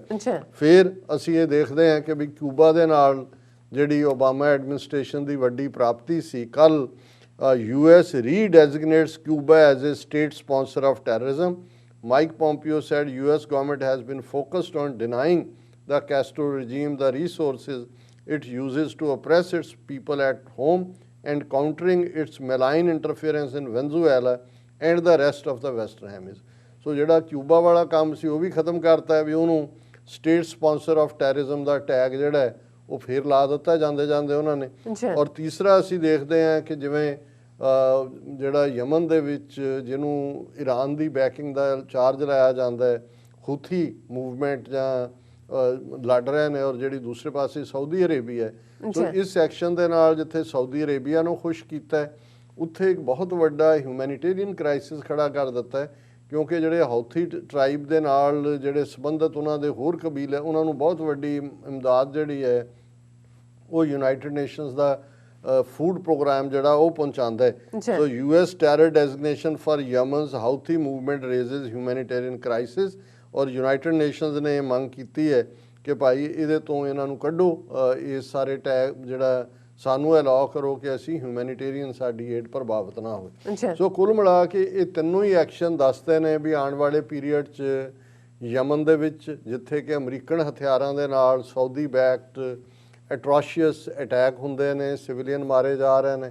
ਸੋ ਜੇ ਹੁਣ ਦੂਸਰੀ ਧਿਰ ਨੂੰ ਤੁਸੀਂ ਟੈਰਰਿਸਟ ਬਣਾ ਰਹੇ ਹੋ ਹਾਊਥੀ ਟਰਾਈਬ ਨੂੰ, ਇਹਦਾ ਮਤਲਬ ਹੈ ਕਿ ਐਂਟਾਈ ਈਰਾਨ ਪਾਲਿਸੀ ਵੀ ਬਾਈਡਨ ਨੂੰ ਸਟ੍ਰੇਟਨ ਆਊਟ ਕਰਨੀ ਸੌਖੀ ਨਹੀਂ ਹੋਏਗੀ, ਤਾਈਵਾਨ ਪਾਲਿਸੀ ਵੀ ਸੌਖੀ ਨਹੀਂ ਹੋਏਗੀ, ਔਰ ਜ਼ਾਹਰਾ ਤੌਰ 'ਤੇ ਕਿਊਬਾ ਜਿਹਦੇ ਨਾਲ ਬਿਲਕੁਲ ਇੱਕ ਬੜੀ ਯੂਨੀਕ ਰਿਲੇਸ਼ਨਸ਼ਿਪ ਬਣਨੀ ਸ਼ੁਰੂ ਹੋਈ ਸੀ। ਸੋ ਇਹ ਜਾਂਦੇ ਜਾਂਦੇ ਜਿਹਨੂੰ ਕਹਿੰਦੇ ਨੇ ਕਿ ਵੀ ਉਹ ਸਾਡੇ ਆਮ ਪੰਜਾਬੀ ਦੇ ਫੋਕਲੋਰ 'ਚ ਹੈ ਕਿ ਵੀ ਜਿੰਨਾ ਵੱਡਾ ਭੂਤ ਹੁੰਦਾ ਜਾਂ ਜਿੰਨ ਹੁੰਦਾ ਜਿਹਨੂੰ ਕਹਿੰਦੇ ਨੇ, ਜਾਂਦੇ ਜਾਂਦੇ ਕੋਈ ਬਨੇਰਾ ਭੰਨ ਜਾਂਦਾ ਹੈ, ਕੋਈ ਤਾਂ ਚਵਾਰਾ ਹੀ ਭੰਨ ਜਾਂਦਾ ਹੈ, ਤੇ ਕਈ ਵਾਰੀ ਇਹ ਹੁੰਦਾ ਕਿ ਨਾਲ ਲੱਗਾ ਭਾਵੇਂ ਵੱਡਾ ਮਜ਼ਬੂਤ ਕੋਈ ਦਰਖਤ ਹੋਏ, ਉਹ ਕਹਿੰਦੇ ਦਰਖਤ ਦੀਆਂ ਜੜ੍ਹਾਂ ਵੀ ਉਖਾੜ ਜਾਂਦਾ। ਸੋ ਮੈਨੂੰ ਲੱਗਦਾ ਵੀ ਇਹ ਸਾਰੇ ਹੀ ਕੰਮ ਇੱਕੋ ਵੇਲੇ, ਜੜ੍ਹਾਂ ਵੀ ਉਖਾੜਨੀਆਂ ਦਰਖਤ ਦੀਆਂ, ਬਨੇਰੇ ਵੀ ਭੰਨਣਾ ਤੇ ਚਵਾਰਾ ਵੀ ਢਾਣਾ ਕਿ ਵੀ ਮੈਂ ਤਾਂ ਨਹੀਂ ਵਸਦੀ ਹੁਣ ਤੈਨੂੰ ਨਹੀਂ ਵਸਣ ਦੇਣਾ। ਜਿਹੜੀ ਲਾਈਨ ਹੈ ਉਹ ਇਸ ਪਾਸੇ ਹੀ ਜਾ ਰਹੀ ਹੈ। ਸੁਪਰੀਮ ਕੋਰਟ ਬਿਲਕੁਲ ਜ਼ਾਹਰ ਹੈ ਕਿ ਵੀ ਇਸੇ ਹੀ ਲਾਈਨ ਦੇ ਉੱਤੇ ਤੁਸੀਂ ਕੱਲ ਵੀ ਗੱਲ ਕਰ ਰਹੇ ਸੀ, ਮੈਂ ਜਦੋਂ ਇਹ ਕਹਿ ਵੀ ਰਿਹਾ ਸੀ ਕਿ ਭਾਈ ਇਹਦੇ 'ਚ ਕੀ ਆਏਗਾ, ਉਦੋਂ ਵੀ ਹਾਲਾਂ ਕਿਉਂਕਿ ਮੇਰੀਆਂ ਅੱਖਾਂ ਦੇ ਸਾਹਮਣੇ ਦਿਨ ਔਰ ਰਾਤ ਉਹ ਲੱਖਾਂ ਕਿਸਾਨ ਵੀਰ ਭੈਣਾਂ ਬਜ਼ੁਰਗ ਬਾਪੂ ਜਿਹੜੇ ਕਿਸ ਠੰਡ ਦੇ ਵਿੱਚ ਬੈਠੇ ਨੇ ਉਹ ਘੁੰਮ ਰਹੇ ਹੁੰਦੇ ਨੇ। ਮੈਂ ਹਾਲਾਂ ਜਦੋਂ ਇਹ ਕਿਹਾ ਵੀ ਕਿ ਭਾਈ ਸੁਪਰੀਮ ਕੋਰਟ ਚੋਂ ਆਹੀ ਕੁਛ ਨਿਕਲਣਾ, ਉਦੋਂ ਮੇਰਾ ਅੰਦਰ ਉਹ ਕਹਿ ਰਿਹਾ ਹੁੰਦਾ ਕਿ ਮੈਂ ਗਲਤ ਸਾਬਤ ਹੋਵਾਂ ਤਾਂ ਕਿ ਉਹਨਾਂ ਦਾ ਉੱਥੋਂ ਗੱਲ ਮੁੱਕੇ। ਲੇਕਿਨ ਤੁਹਾਡਾ ਵਾਹ ਉਸ ਮਕਾਰ, ਉਸ ਝੂਠੇ, ਉਸ ਦਗਾਬਾਜ਼, ਉਸ ਧੋਖੇਬਾਜ਼ ਦੁਸ਼ਮਣ ਦੇ ਨਾਲ ਹੈ ਜਿਨ੍ਹਾਂ ਦੇ ਗੁਰੂ ਘੰਟਾਲ ਇਹ ਕਹਿੰਦੇ ਰਹੇ ਨੇ ਕਿ ਭਾਈ ਤੁਸੀਂ ਜਿਹੜਾ ਉਹ ਚਾਣਕਿਆ ਨੀਤੀ ਜੇ ਤੁਸੀਂ ਪੜ੍ਹਦੇ ਹੋ ਤੇ ਚਾਣਕਿਆ ਨੂੰ ਪੜ੍ਹਨ ਤੋਂ ਬਾਅਦ ਕੋਈ ਭੁਲੇਖਾ ਨਹੀਂ ਰਹਿ ਜਾਂਦਾ ਕਿ ਵੀ ਇਹ ਚਾਣਕਿਆ ਪੁੱਤਰ ਜਿਹੜੇ ਨੇ ਇਹਨਾਂ ਨੇ ਕੀ ਕਰਨਾ। ਔਰ ਸਾਡੇ ਸਿੱਧੇ ਸਾਦੇ ਲੋਕ ਉਹ ਸਮਝਦੇ ਨੇ ਵੀ ਚਲੋ ਸ਼ਾਇਦ ਜਿਹਨੂੰ ਕਹਿੰਦੇ ਨੇ ਕਿ ਆਸ ਦੀ ਕਿਰਨ ਲੈ ਕੇ, ਪਰ ਹੁਣ ਗੱਲ ਤਾਂ ਜੇ ਉਹਨਾਂ ਨੇ ਮਿੱਥਿਆ ਹੋਇਆ ਹੈ ਕਿ ਵੀ ਤੁਹਾਨੂੰ, ਔਰ ਜਦੋਂ ਬਾਰ-ਬਾਰ ਉਹ ਕਹਿੰਦੇ ਨੇ ਜੀ ਇਹ ਬਾਕੀ ਦੇਸ਼ ਦੇ ਕਿਸਾਨ ਤਾਂ ਬੜੇ ਖੁਸ਼ ਨੇ, ਇਹ ਤਾਂ ਪੰਜਾਬ ਹਰਿਆਣੇ ਦੇ ਨੇ। ਹੁਣ ਹਰਿਆਣਾ ਕਹਿਣ ਲੱਗ ਗਿਆ ਕਿਉਂਕਿ ਹਰਿਆਣੇ 'ਚ ਖੱਟਰ ਨੂੰ ਕਿਤੇ ਬੋਲਣ ਤੱਕ ਨਹੀਂ ਦਿੱਤਾ ਜਾ ਰਿਹਾ। ਅਦਰਵਾਈਜ਼ ਤਾਂ ਕਹਿੰਦੇ ਸੀ ਹਰਿਆਣੇ ਵਾਲੇ ਨਹੀਂ, ਇਹ ਪੰਜਾਬ ਵਾਲੇ ਹੀ ਨੇ। ਤੇ ਜਦੋਂ ਪੰਜਾਬ ਦੇ ਕਹਿੰਦੇ ਨੇ ਫਿਰ ਸਿੱਖ ਕਹਿ ਦਿੰਦੇ ਨੇ। ਤੇ ਜਦੋਂ ਸਿੱਖ ਹੁੰਦਾ ਫਿਰ ਉਹਦੇ ਨਾਲ ਖਾਲਿਸਤਾਨੀ ਜੋੜਨ ਦੇ ਤੋਂ ਬਿਨਾਂ ਤਾਂ ਸਿੱਖ ਕਹਿਣ ਦਾ ਜਿਹੜਾ ਉਹਨਾਂ ਨੂੰ ਲੱਗਦਾ ਵੀ ਐਡਜੈਕਟਿਵ ਨਾ ਲਾਓ ਖਾਲਿਸਤਾਨੀ, ਤੇ ਜੇ ਖਾਲਿਸਤਾਨੀ ਲਾਉਣਾ ਫਿਰ ਆਤੰਕਵਾਦੀ ਲਾਣਾ ਬੜਾ ਜ਼ਰੂਰੀ ਹੈ, ਕਿਉਂਕਿ ਸਿੱਖ ਤੇ ਦਹਿਸ਼ਤ ਇਹਨਾਂ ਦੀ ਕਿਤਾਬ 'ਚ ਟੁਗੈਦਰ ਜਾਂਦੀ ਹੈ। ਹੁਣ ਇਸ ਸਾਰੇ 'ਚੋਂ ਅਲਟੀਮੇਟਲੀ ਸੁਪਰੀਮ ਕੋਰਟ ਜਿਹੜਾ ਵਿਹਾਰ, ਜਦੋਂ ਮੈਂ ਸ਼ੁਰੂ 'ਚ ਹੀ ਕਿਹਾ ਕਿ ਭਾਈ ਇਹ ਤਾਂ ਪੋਸਟ 47 ਸੁਪਰੀਮ ਕੋਰਟ ਦੇ ਤੁਸੀਂ ਕੀ ਡਿਸੀਜਨ ਦੇਖੋ, ਜਿਹੜੇ ਲਾਅ ਇਹਨਾਂ ਨੇ ਜੂਨ 84 ਤੋਂ ਬਾਅਦ ਸਿੱਖਾਂ ਦੀ ਨਸਲਕੁਸ਼ੀ ਲਈ ਟਾਡਾ ਵਰਗੇ ਕਾਨੂੰਨ ਲਿਆਂਦੇ। ਬਿਲਕੁਲ ਪਾਰਲੀਮੈਂਟ ਦਾ ਕੀ ਬਿਹੇਵ ਸੀ, ਸੁਪਰੀਮ ਕੋਰਟ ਦਾ ਕੀ ਬਿਹੇਵ ਸੀ। ਜਸਟਿਸ ਦੀ ਗੱਲ ਕਰਦੇ ਆ, ਨਵੰਬਰ 84 ਦੀ ਸਿੱਖ ਨਸਲਕੁਸ਼ੀ ਨੂੰ 36 ਸਾਲ ਬੀਤਣ ਬਾਅਦ 15 ਤੋਂ 20 ਹਜ਼ਾਰ ਸਿੱਖ ਮਾਰਿਆ ਗਿਆ ਹੋਏ, ਨਾ ਸੁਪਰੀਮ ਕੋਰਟ ਨੂੰ ਕਦੇ ਸੂ ਮੋਟੋ ਦਿਸਿਆ, ਨਾ ਜਸਟਿਸ ਦਿਸਿਆ। ਕਿੱਥੇ ਨੇ ਜਿਨ੍ਹਾਂ ਨੂੰ ਸਜ਼ਾਵਾਂ ਦੇਣੀਆਂ ਸੀ? ਉਹ ਅੱਜ ਤੱਕ ਵੀ ਕੋਈ ਮਰ ਗਏ, ਕੋਈ ਮਰ ਜਾਣਗੇ, ਉਹ ਤਾਂ ਹੀਰੋ ਬਣੇ। ਉਹਨਾਂ ਨੂੰ ਤਾਂ ਰਾਜੀਵ ਗਾਂਧੀ ਨੇ ਮਿਨਿਸਟਰ ਬਣਾਇਆ ਗੁਜਰਾਤ 'ਚ 2002 'ਚ। ਉਹੀ ਹਜ਼ਾਰਾਂ ਮੁਸਲਮਾਨਾਂ ਦਾ ਕਾਤਲ ਹਿੰਦੂ ਹਿਰਦੇ ਸਮਰਾਟ ਵੀ ਬਣਿਆ, ਗੁਜਰਾਤ ਦੇ ਚੀਫ ਮਿਨਿਸਟਰ ਤੋਂ ਪ੍ਰਾਈਮ ਮਿਨਿਸਟਰ ਬਣਿਆ। ਅਮਿਤ ਸ਼ਾਹ ਉੱਥੋਂ ਦੇ ਹੋਮ ਮਿਨਿਸਟਰ ਤੋਂ ਇੰਡੀਆ ਦਾ ਜਿਹੜਾ ਹੋਮ ਮਿਨਿਸਟਰ ਬਣਿਆ। ਸੋ ਸੁਪਰੀਮ ਕੋਰਟ ਉਹੀ ਸੁਪਰੀਮ ਕੋਰਟ ਹੈ। ਹੁਣ ਤੁਸੀਂ ਕਹੋ ਕਿ ਜੀ ਇਹ ਕੋਈ ਬਦਲ ਗਿਆ, ਇਹ ਬਦਲਦੇ ਨਹੀਂ ਨੇ। ਔਰ ਅਲਟੀਮੇਟਲੀ ਪਿਛਲਾ ਰੰਜਨ ਗੋਗੋਈ ਬਾਬਰੀ ਮਸਜਿਦ ਢਾਣ ਵਾਲਿਆਂ ਦੇ ਹਵਾਲੇ ਉਹ ਥਾਂ ਕਰਨੀ ਔਰ ਕਿਸੇ ਨੂੰ ਜਿਹੜਾ ਉਹ ਅਕਾਊਂਟੇਬਲ ਨਾ ਠਹਿਰਾਣਾ, ਔਰ ਉਹ ਸਾਰੇ ਹੀ ਬਰੀ ਕਰ ਦੇਣੇ ਜਿੰਨੇ ਵੀ, ਈਵਨ ਲਿਬਰਮੈਨ ਕਮਿਸ਼ਨ ਜਿਨ੍ਹਾਂ ਨੂੰ ਇੰਡਾਇਕਟ ਕਰਦਾ ਉਹ ਸਾਰੀਆਂ ਸਾਧਵੀਆਂ, ਔਰ ਇਹ ਸਾਰੀ ਜਿਹੜੀ ਇਹਨਾਂ ਦੀ ਕਾਤਲ ਬ੍ਰਿਗੇਡ ਜਿਨ੍ਹਾਂ ਨੇ 6 ਦਸੰਬਰ 1992 ਨੂੰ ਬਾਬਰੀ ਮਸਜਿਦ ਨੂੰ ਸ਼ਹੀਦ ਕੀਤਾ, ਉਹ ਵੀ ਬਰੀ, ਥਾਂ ਵੀ ਉਹਨਾਂ ਦੀ। ਸੋ ਇਹ ਉਹੀ ਸਿਚੁਏਸ਼ਨ ਹੈ ਜਿਸ ਨੂੰ ਕਦੇ ਸ਼ਹੀਦ ਭਗਤ ਸਿੰਘ ਨੇ ਜਦੋਂ ਅੰਗਰੇਜ਼ੀ ਅਦਾਲਤਾਂ ਦੀ ਗੱਲ ਕਰਦੇ ਆ, ਅੰਗਰੇਜ਼ੀ ਸਿਸਟਮ ਦੀ ਗੱਲ ਕਰਦੇ ਆ, ਜਦੋਂ ਉਹਨੇ ਅਸੈਂਬਲੀ ਦੇ ਵਿੱਚ ਧੂਏ ਵਾਲੇ ਬੰਬ ਸੁੱਟੇ ਸੀ, ਤੇ ਉਹਦੇ 'ਚ ਉਹਨੇ ਕਿਹਾ ਸੀ ਕਿ ਜਦੋਂ ਕੋਈ ਸਰਕਾਰ ਅੱਖਾਂ ਤੋਂ ਅੰਨੀ ਕੰਨਾਂ ਤੋਂ ਬੋਲੀ ਹੋ ਜਾਏ ਤੇ ਫਿਰ ਉਹਨੂੰ ਸੁਣਾਉਣ ਦੇ ਲਈ ਧਮਾਕੇ ਕਰਨੇ ਪੈਂਦੇ। ਸੋ ਇਹ ਤਾਂ ਪਹਿਲਾਂ ਹੀ ਜਿਨ੍ਹਾਂ ਦੇ ਨਾਲ ਵਾਹ ਪਿਆ ਹੋਇਆ ਹੈ, ਇਹ ਤਾਂ ਗੂੰਗੇ ਵੀ ਨੇ, ਬੋਲੇ ਵੀ ਨੇ, ਅੰਨੇ ਵੀ ਨੇ। ਕਿਉਂਕਿ ਜਿਹਨੂੰ ਕਦੇ ਕਿਸੇ ਨੇ ਕਿਹਾ ਸੀ ਕਿ ਇੱਥੇ ਕੋਈ ਅਪੀਲ, ਕੋਈ ਵਕੀਲ, ਕੋਈ ਦਲੀਲ ਔਰ ਕੋਈ ਇਖਲਾਕ, ਕੋਈ ਰੱਬ, ਇਹਨਾਂ ਨੇ ਤਾਂ ਰੱਬ ਤੋਂ ਅਸੀਂ ਅਦਲ ਮੰਗਦੇ ਹਾਂ, ਇਨਸਾਫ ਮੰਗਦੇ ਹਾਂ।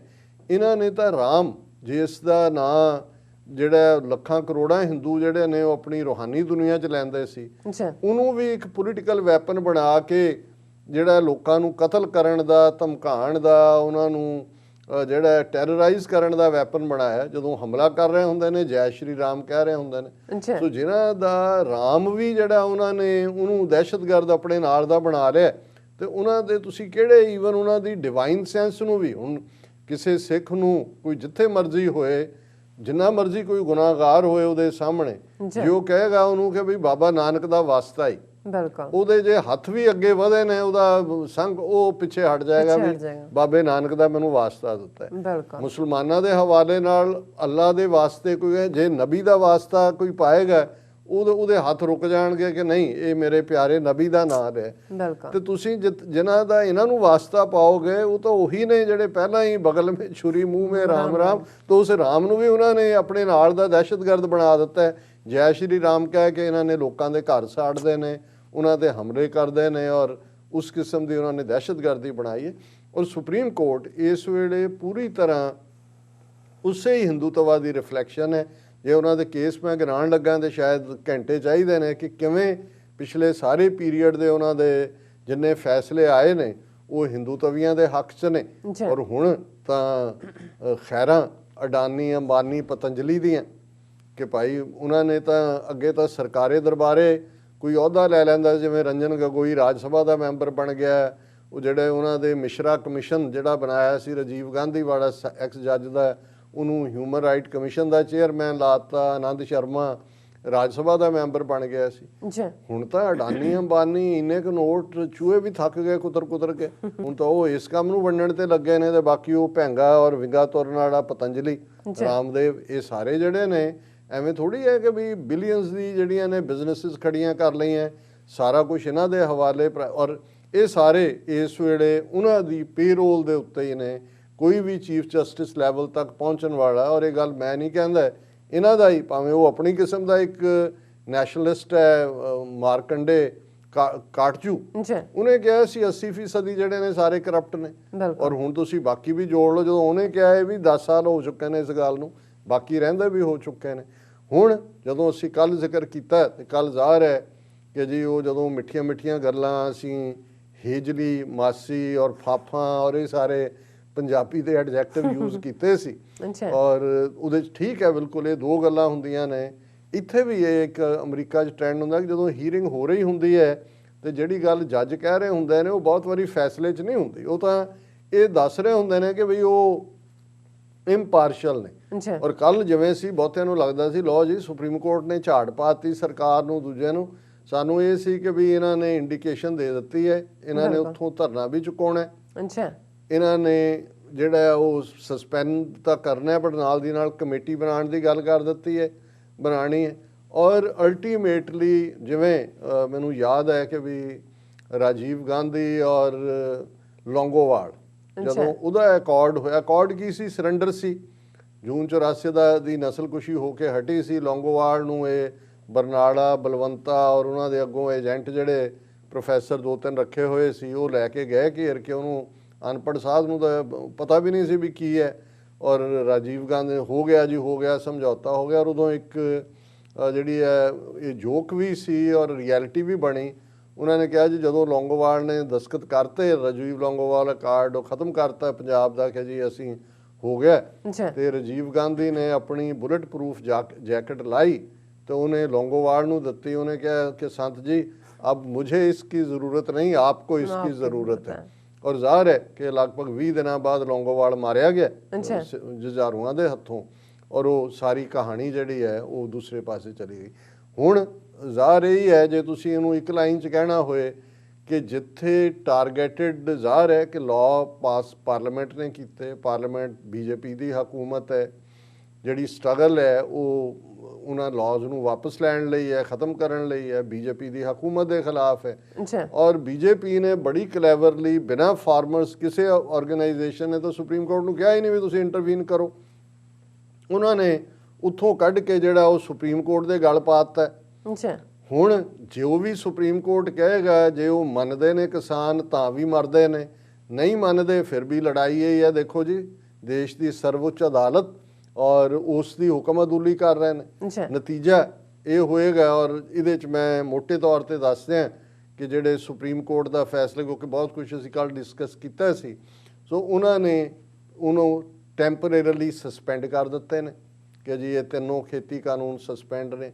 ਪਰ ਨਾਲ ਦੀ ਨਾਲ ਇੱਕ 4 ਮੈਂਬਰੀ ਕਮੇਟੀ ਬਣਾ ਦਿੱਤੀ ਹੈ ਕਿ ਇਸ ਕਮੇਟੀ ਦੇ ਸਾਹਮਣੇ ਕਿਸਾਨ ਜਥੇਬੰਦੀਆਂ, ਸੁਪਰੀਮ ਕੋਰਟ ਫੋਰਸ ਕਰਕੇ ਕਹਿ ਰਿਹਾ ਮੰਨਣ ਜਾਂ ਨਾ ਮੰਨਣ ਕਿਸਾਨ, ਪਰ ਉਹ ਆਪਣਾ ਕੇਸ ਦੇਣ ਕਿ ਇਹ 4 ਮੈਂਬਰੀ ਜਿਹੜੀ ਕਮੇਟੀ ਹੈ ਇਹ ਆਪਣੀ ਰਿਪੋਰਟ ਸੁਪਰੀਮ ਕੋਰਟ ਨੂੰ ਦੇ ਕੇ, ਸੁਪਰੀਮ ਕੋਰਟ ਨੇ ਜੇ ਅਸੀਂ ਆਪਣੀ ਸਮਝ ਦੇ ਲਈ ਇਹਨਾਂ ਨੂੰ ਕਿਹਾ, ਔਰ ਉਹਨਾਂ 4 ਦੇ ਵਿੱਚ ਜਿਹੜੇ ਚਾਰੋਂ ਹੀ ਮੈਂਬਰ ਨੇ ਉਹ ਨੇ ਜਿਹੜਾ ਦੇ ਔਨ ਰੈਕਰਡ ਪਿਛਲੇ 2-3 ਮਹੀਨੇ 'ਚ ਉਹਨਾਂ ਦੇ ਦਰਜਨਾਂ ਆਰਟੀਕਲ, ਦਰਜਨਾਂ ਉਹਨਾਂ ਦੇ ਇੰਟਰਵਿਊ ਆਏ ਨੇ ਜਿਹਦੇ 'ਚ ਉਹ ਕਿਸਾਨ ਕਾਨੂੰਨਾਂ ਦਾ ਸਮਰਥਨ ਕਰਦੇ ਨੇ, ਉਹਦੀ ਹਮਾਇਤ ਕਰਦੇ ਨੇ। ਔਰ ਕੁਇਕਲੀ ਇਸ ਕਮੇਟੀ ਦਾ ਚੇਅਰਮੈਨ ਜਿਹੜਾ ਭੁਪਿੰਦਰ ਸਿੰਘ ਮਾਨ ਨੂੰ ਬਣਾਇਆ ਗਿਆ, ਇਹ ਕਾਂਗਰਸ ਵੱਲੋਂ 6 ਸਾਲ ਰਾਜ ਸਭਾ ਦਾ ਮੈਂਬਰ ਰਿਹਾ ਹੈ। ਕੈਪਟਨ ਅਮਰਿੰਦਰ ਦਾ ਖਾਸਮ ਖਾਸ, ਇਹਦਾ ਮੁੰਡਾ ਪਬਲਿਕ ਸਰਵਿਸ ਕਮਿਸ਼ਨ ਦਾ ਮੈਂਬਰ ਹੈ। ਔਰ ਜਦੋਂ ਮੈਂ ਪਹਿਲੇ ਦਿਨ ਤੋਂ ਕਹਿੰਦਾ ਰਿਹਾ ਕਿ ਅਮਰਿੰਦਰ ਜਿਹੜਾ ਇਹ ਵਿਭੀਸ਼ਣ ਹੈ, ਰਾਵਣ ਦਾ ਭਰਾ, ਇਹਨੇ ਭਰਾ ਨੂੰ ਬਰਵਾਣਾ, ਔਰ ਇਹ ਟਰੋਜਨ ਹਾਰਸ ਹੈ। ਔਰ ਹੁਣ ਸਾਬਤ ਹੋ ਰਿਹਾ ਕਿ ਭਾਈ ਇਹ ਕਿੱਥੋਂ ਕੱਢ ਕੇ ਲਿਆਂਦਾ ਇਹਨੂੰ, ਭੁਪਿੰਦਰ ਮਾਨ ਨੂੰ, ਜਿਹੜਾ ਕਿ ਉਹਦਾ ਆਲਰੇਡੀ ਜਦੋਂ ਇਹ ਇੱਕ ਕਿਸਾਨ ਸੰਘਰਸ਼ ਸਮਿਤੀ ਦਾ ਡੈਲੀਗੇਸ਼ਨ ਲੈ ਕੇ ਉਹਨੂੰ ਨਰਿੰਦਰ ਤੋਮਰ ਨੂੰ ਮਿਲਿਆ, ਔਰ ਉਸ ਤੋਂ ਬਾਅਦ ਇਹਦਾ ਇੰਟਰਵਿਊ ਸੀ ਮੀਡੀਆ 'ਚ, reforms are needed in order to make agriculture competitive. ਉਹਨਾਂ ਨੇ ਕਿਹਾ ਜੀ ਇਹਦੇ 'ਚ ਸੋਧਾਂ ਕਰ ਦਿਓ, ਲੇਕਿਨ ਇਹ ਸੁਧਾਰ ਬੜਾ ਜ਼ਰੂਰੀ ਹੈ। ਸੋ ਇਹ ਚੇਅਰਮੈਨ ਦਾ ਹਾਲ ਹੈ। ਦੂਜਾ ਮੈਂਬਰ ਅਨਿਲ ਘਨਵਤ, ਉਹ ਆਲਰੇਡੀ ਕਹਿ ਚੁੱਕਾ ਹੈ there is no need to withdraw these laws which have opened up opportunities for farmers. ਉਹਨੇ ਕਿਹਾ ਜੀ ਇਹ ਤਾਂ ਕਿਸਾਨਾਂ ਲਈ ਮੌਕਿਆਂ ਦੀ ਬਾਰਿਸ਼ ਉਹ ਕਰ ਦਿੱਤੀ ਹੈ ਇਹਨਾਂ ਨੇ, ਇਹਨੂੰ ਬਿਲਕੁਲ ਨਾ ਵਾਪਸ ਲਿਆ ਜਾਏ। ਅਸ਼ੋਕ ਗੁਲਾਟੀ ਤੀਸਰਾ ਮੈਂਬਰ, ਉਹ ਕਹਿੰਦਾ the economic rationale of these pieces of legislation is to provide greater choice and freedom to farmers to sell their produce and to buyers to buy and store, thereby creating competition in agriculture marketing। ਹੁਣ ਇਹ ਵੀ ਆਪਣੇ ਆਪ ਨੂੰ ਚਾਰੋਂ ਹੀ ਬੜੇ expert ਲਿਆਂਦੇ ਨੇ ਇਹਨਾਂ ਨੇ, ਪਰ ਇਹ ਚਾਰੋਂ ਹੀ ਉਹ ਨੇ ਜਿਹੜੇ ਕਾਨੂੰਨਾਂ ਦੀ ਹਮਾਇਤ ਕਰਦੇ ਨੇ। ਔਰ ਪੀਕੇ ਜੋਸ਼ੀ ਕਹਿੰਦਾ ਐਨੀ ਡਿਲੂਸ਼ਨ ਇਨ ਦਾ formulas will constrain Indian agriculture to harness emerging global opportunity। ਕਿ ਜੀ ਜੇ ਤੁਸੀਂ ਕੋਈ ਵੀ ਇਹਨਾਂ ਫਾਰਮੂਲਾਜ਼ ਨੂੰ ਡਿਲੂਟ ਕੀਤਾ, ਉਹ ਤਾਂ ਸੋਧਾ ਵੀ ਨਹੀਂ ਮੰਨਣ ਨੂੰ ਤਿਆਰ। ਇਹਦਾ ਮਤਲਬ ਹੈ ਕਿ ਵੀ ਜਿਹੜਾ ਗਲੋਬਲ ਸਾਡਾ ਇਮੇਜ ਬਣਨਾ ਕਮਿਊਨਿਟੀਜ਼ ਦੇ ਲਈ, ਇਹ ਜਿਹੜਾ ਸਾਰਾ ਪਾਰਟ ਹੈ ਇੰਡੀਅਨ ਐਗਰੀਕਲਚਰ ਜਿਹੜਾ ਹੈ ਉਹ ਰਿਸਟੇਨ ਹੋ ਜਾਏਗਾ, ਉਸ ਦੀਆਂ ਮੌਕੇ ਖਤਮ ਹੋ ਜਾਣਗੇ। ਇਹਨਾਂ ਚਾਰਾਂ ਚੋਂ ਇੱਕ ਨੂੰ ਜਿਹੜਾ ਹੈ ਉਹ ਪਦਮ ਸ਼੍ਰੀ ਵੀ ਦਿੱਤਾ ਹੈ ਮੋਦੀ ਨੇ ਕੁਝ ਸਾਲ ਪਹਿਲਾਂ। ਸੋ ਹੁਣ ਇਹੀ ਹੈ ਕਿ ਵੀ ਬੱਕਰੇ ਜਿਹੜੇ ਨੇ ਉਹ ਪਟੀਸ਼ਨ ਕਰਦੇ ਨੇ ਕਿ ਜੀ ਦੇਖੋ ਤੁਸੀਂ ਸਾਡੇ ਤੇ ਬਹੁਤ ਧੱਕਾ ਕਰਦੇ ਹੋ, ਸਾਨੂੰ ਹੀ ਕਰਦੇ ਹੋ, ਹੋਰ ਇੰਨੇ ਜਾਨਵਰ ਨੇ ਉਹ ਵੀ ਖਾ ਲਿਆ ਕਰੋ, ਸਾਨੂੰ ਘੱਟੋ ਘੱਟ ਰਾਹਤ ਤਾਂ ਦਿਓ। ਉਹਨਾਂ ਨੇ ਕਿਹਾ ਨਹੀਂ ਤੁਹਾਡੀ ਗੱਲ ਬਿਲਕੁਲ ਠੀਕ ਹੈ, ਤੁਹਾਡੇ ਤੇ ਹੀ ਇਹ ਜਿਹੜਾ ਡਿੱਗਦਾ। ਅਸੀਂ ਇੱਕ ਕਮੇਟੀ ਬਣਾਉਂਦੇ ਹਾਂ ਔਰ 4 ਬੁੱਚੜ ਜਿਹੜੇ ਨੇ ਕਸਾਈ ਜਿਹੜੇ ਉਹ ਉਸ ਪੈਨਲ ਤੇ ਬੈਠਣਗੇ, ਜਿਹੜੇ ਇਹ ਬੱਕਰਿਆਂ ਦੀ ਜਿਹੜੀ ਆ ਪੁਕਾਰ ਸੁਣਨਗੇ, ਉਹਨਾਂ ਦੀ ਗੁਹਾਰ ਦੇ ਉੱਤੇ ਐਕਟ ਕਰਨਗੇ। ਸੋ ਇਹ ਇਵੇਂ ਹੀ ਹੈ ਕਿ 4 ਕਸਾਈ ਜਿਹੜੇ ਨੇ ਇਹ ਲਿਆ ਕੇ ਬਿਠਾ ਦਿੱਤੇ ਨੇ, ਤੇ ਜਿਹੜੇ ਵਿਚਾਰੇ ਬਣਾਏ ਹੋਏ ਨੇ ਵਿਕਟਮ ਕਿਸਾਨ ਜਿਹੜੇ ਲੱਖਾਂ ਦੀ ਗਿਣਤੀ 'ਚ ਬੈਠੇ ਨੇ, ਜਿਨ੍ਹਾਂ ਨੂੰ ਬੇਜ਼ਮੀਨੇ ਕੀਤਾ ਜਾਣਾ ਔਰ ਉਹਨਾਂ ਨੂੰ। ਔਰ ਮੈਂ ਸਮਝਦਾ ਕਿ ਵੀ ਬੇਸ਼ੱਕ ਸੁਪਰੀਮ ਕੋਰਟ ਨੇ, ਔਰ ਦੂਸਰਾ ਨਾਲ ਦੀ ਨਾਲ ਉਹਨਾਂ ਨੇ ਸਰਕਾਰ ਨੇ ਕਿਹਾ ਜੀ ਦੇਖੋ ਇਹ ਤਾਂ ਇਹਦੇ 'ਚ ਮੂਵਮੈਂਟ ਖਾਲਿਸਤਾਨੀ ਵੜ ਗਏ, ਔਰ ਉਹ ਵੀ ਸੁਪਰੀਮ ਕੋਰਟ ਨੇ ਕਿਹਾ, ਅੱਗੋਂ ਉਹਨਾਂ ਨੇ ਮੰਡੇ ਦੀ ਡੇਟ ਦਿੱਤੀ ਹੈ ਜੀ ਸਾਨੂੰ ਪ੍ਰੂਫ ਦਿਓ ਕੀ ਹੈ ਕਿ ਵੀ ਖਾਲਿਸਤਾਨੀ ਨੇ। ਫਿਰ ਉਹਨਾਂ ਨੇ ਕਿਹਾ, ਸਰਕਾਰ ਨੇ ਕਿਹਾ ਜੀ ਇਹ 26 ਜਨਵਰੀ ਨੂੰ ਟਰੈਕਟਰ ਰੈਲੀ ਹੈ ਤਾਂ ਸਾਡੀ ਗਰਿਮਾ ਸਾਡੇ ਫੰਕਸ਼ਨ ਦੀ ਉਹ ਖਤਮ ਹੋ ਜਾਏਗੀ। ਉਹਨਾਂ ਨੇ ਕਿਹਾ ਜੀ ਠੀਕ ਹੈ, ਇਹ ਵੀ ਸੋਮਵਾਰ ਨੂੰ ਦੱਸੋ ਕਿ ਵੀ ਕੀ ਆਲਟਰਨੇਟ।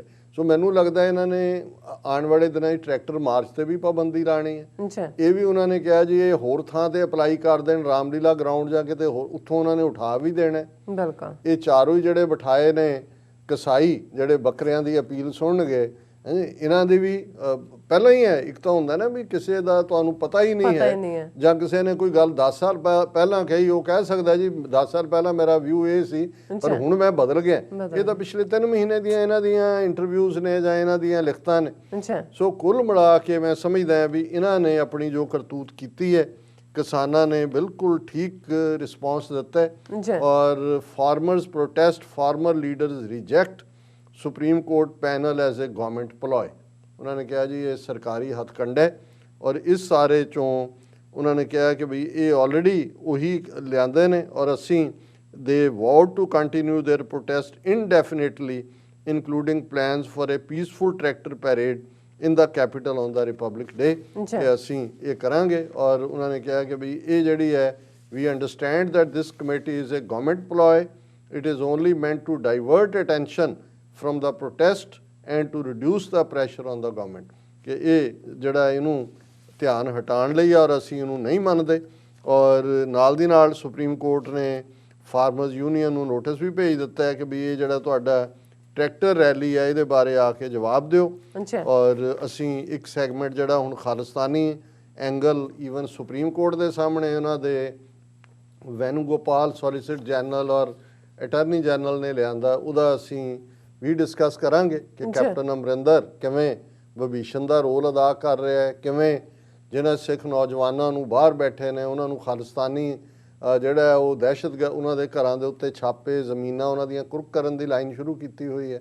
ਪਰ ਇਸ ਦੇ ਨਾਲ ਨਾਲ ਕਿਉਂਕਿ ਅੱਜ ਜਦੋਂ ਅਸੀਂ ਗੱਲ ਕਰ ਰਹੇ ਹਾਂ ਔਰ ਲੋਹੜੀ ਦੇ ਦਿਨ ਨਾਲ ਜੁੜਿਆ ਹੋਇਆ ਕਿਸਾਨਾਂ ਦਾ ਇਹ ਐਲਾਨ ਹੈ ਕਿ ਭਾਈ ਇਸ ਵਾਰ ਅਸੀਂ ਲੋਹੜੀ ਜਿਹੜੀ ਹੈ ਉਸ ਦੇ ਮੌਕੇ 'ਤੇ ਇਹ ਜਿਹੜੇ ਇਹਨਾਂ ਦੇ ਖੇਤੀ ਕਾਨੂੰਨ ਨੇ ਇਹਨਾਂ ਨੂੰ ਸਾੜਾਂਗੇ। ਔਰ ਉਹਨਾਂ ਨੇ ਬਾਹਰ ਵੀ ਕਾਲ ਦਿੱਤੀ, ਔਰ ਸਾਡੇ ਵੀਰ ਭਾਈ ਨਰਿੰਦਰ ਸਿੰਘ, ਭਾਈ ਸੰਤੋਖ ਸਿੰਘ, ਉਹਨਾਂ ਨੇ ਓਹਾਇਓ ਦੇ ਵਿੱਚ ਜਿਹੜਾ ਇੰਡੀਆਨਾ ਦੇ ਵਿੱਚ ਉਹ ਨਾਲ ਨਾਲ ਲੱਗਦੀਆਂ ਸਟੇਟਾਂ, ਗ੍ਰੀਨਵੁੱਡ ਸ਼ਹਿਰ ਦੇ ਗੁਰਦੁਆਰਾ ਗੁਰੂ ਹਰਗੋਬਿੰਦ ਸਾਹਿਬ 'ਚ ਅੱਜ ਜਿਹੜਾ ਇਹ ਇਹਨਾਂ ਦੀ ਕਾਨੂੰਨਾਂ ਦੀ ਲੋਹੜੀ ਬਣਾ ਦਿੱਤੀ ਹੈ। ਔਰ ਅਸੀਂ ਵੈਸੇ ਅਗਲਾ ਸੈਗਮੈਂਟ ਜਿਹੜਾ ਹੈ ਉਹ ਦੁੱਲਾ ਪੱਟੀ ਦੇ ਨਾਂ ਕਰ ਰਹੇ ਹਾਂ, ਕਿਉਂਕਿ ਕਿਸਾਨਾਂ ਨੇ ਵੀ ਦੁੱਲਾ ਪੱਟੀ ਦੇ ਨਾਂ ਕੀਤਾ। ਨਵੀਂ ਲੋਹੜੀ ਦੀ ਸਕ੍ਰਿਪਟ ਵੀ ਹੈ, ਔਰ ਉਹ ਪੰਜਾਬ ਦਾ ਬਹਾਦਰ ਯੋਧਾ ਜਿਹੜਾ ਅਕਬਰ ਕਾਲ ਦੇ ਵਿੱਚ ਹੋਇਆ। ਜ਼ਾਹਰ ਹੈ ਕਿ 16ਵੀਂ ਸਦੀ ਔਰ 17ਵੀਂ ਸਦੀ ਦੀ ਬਿਗਨਿੰਗ, 16ਵੀਂ ਸਦੀ ਦਾ ਐਂਡ ਔਰ ਕਿਵੇਂ 3 ਜਨਰੇਸ਼ਨਾਂ ਉਹਨਾਂ ਦੀਆਂ ਭੱਟੀਆਂ ਦੀਆਂ ਜਿਹੜੀਆਂ ਜ਼ੁਲਮ ਦੇ ਖਿਲਾਫ ਲੜੀਆਂ। ਦੁੱਲਾ ਭੱਟੀ ਵੀ, ਉਹਦਾ ਪਿਓ ਵੀ, ਉਹਦਾ ਦਾਦਾ ਵੀ। ਔਰ ਇਹ ਇੱਕ ਬੜੀ ਯੂਨੀਕ ਹਿਸਟਰੀ ਹੈ। ਹਾਲਾਂ ਤੁਹਾਨੂੰ ਕੰਟੈਂਪਰੇਰੀ ਹਿਸਟਰੀ 'ਚ ਕੁਛ ਨਹੀਂ ਮਿਲੇਗਾ। ਇਹ ਅਸੀਂ ਜ਼ਿਕਰ ਕਰਾਂਗੇ ਕਿ ਕਿਵੇਂ ਰਾਜਾ ਰਸਾਲੂ ਨੇ ਉਸ ਕਿੱਸੇ ਨੂੰ ਅਮਰ ਕੀਤਾ, ਪਰ ਸਾਡੇ ਪੰਜਾਬ ਦੇ ਧਰਤੀ ਦੇ ਖਾਸ ਤੌਰ 'ਤੇ ਬੱਚੇ ਬੱਚੀਆਂ ਨੇ ਕਿਵੇਂ ਜਿਹੜਾ ਦੁੱਲਾ ਭੱਟੀ ਵਾਲਾ ਉਹ ਸੁੰਦਰ ਮੁੰਦਰੀਆ ਦੇ ਨਾਲ ਲੋਹੜੀ ਦੀ ਗੱਲ, ਉਹ ਅਸੀਂ ਦੂਸਰੇ ਸੈਗਮੈਂਟਸ ਕਰਾਂਗੇ। ਔਰ ਮੈਂ ਘੜੀ ਵੱਲ ਦੇਖ ਰਿਹਾ, ਬੇਸ਼ੱਕ ਲੇਟ ਹੈ, ਪਰ ਮੈਂ ਚਾਹਾਂਗਾ ਕਿ ਜਿਹੜੀ ਇਹਨਾਂ ਕਾਨੂੰਨਾਂ ਦੀ ਹੋਰ ਜਿਹੜੀ ਹੈ ਲੋਹੜੀ ਮਨਾਈ ਗਈ ਹੈ, ਹਾਂ, ਉਸ ਨੂੰ ਸਾਡੀ ਟੈਕਨੀਕਲ ਟੀਮ ਦਿਖਾ ਦੇ ਔਰ ਉਹਦੇ ਨਾਲ ਸਾਡਾ ਇਹ ਸੈਗਮੈਂਟ ਕਲੋਜ਼ ਹੁੰਦਾ।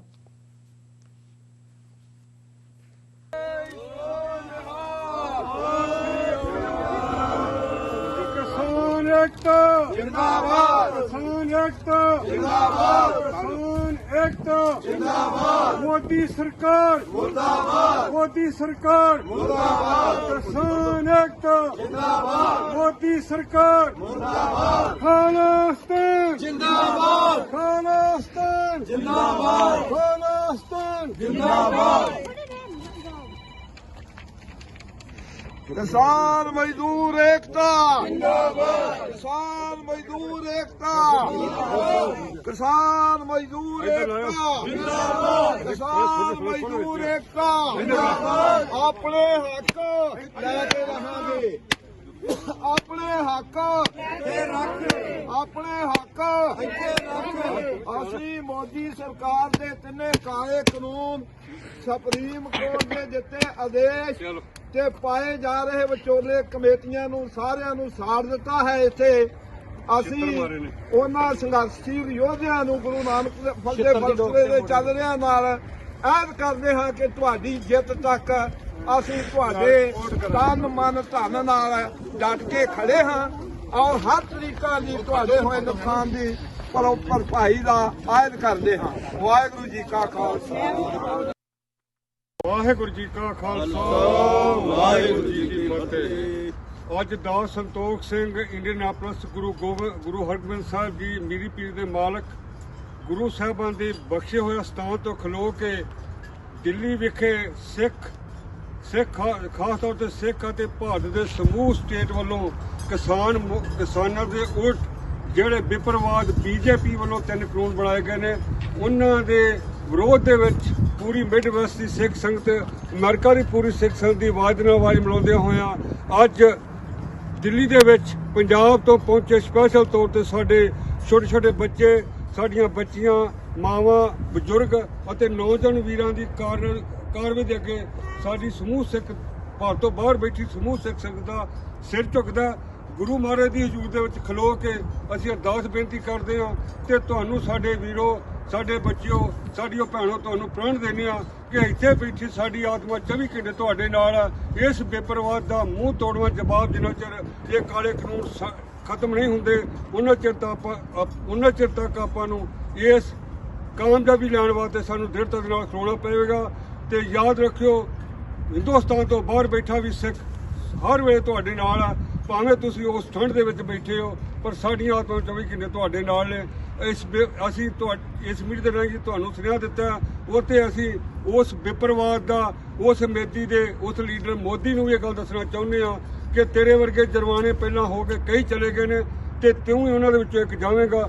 ਸਿੱਖ ਕੌਮ ਬਾਬਾ ਬੰਦਾ ਸਿੰਘ ਬਹਾਦਰ ਵੱਲੋਂ ਸਾਨੂੰ ਬਖਸ਼ੀ ਹੋਈ ਜ਼ਮੀਨ ਕਦੇ ਵੀ ਤੁਹਾਨੂੰ ਵਾਪਸ ਨਹੀਂ ਦਿੱਤੀ ਜਾਵੇਗੀ।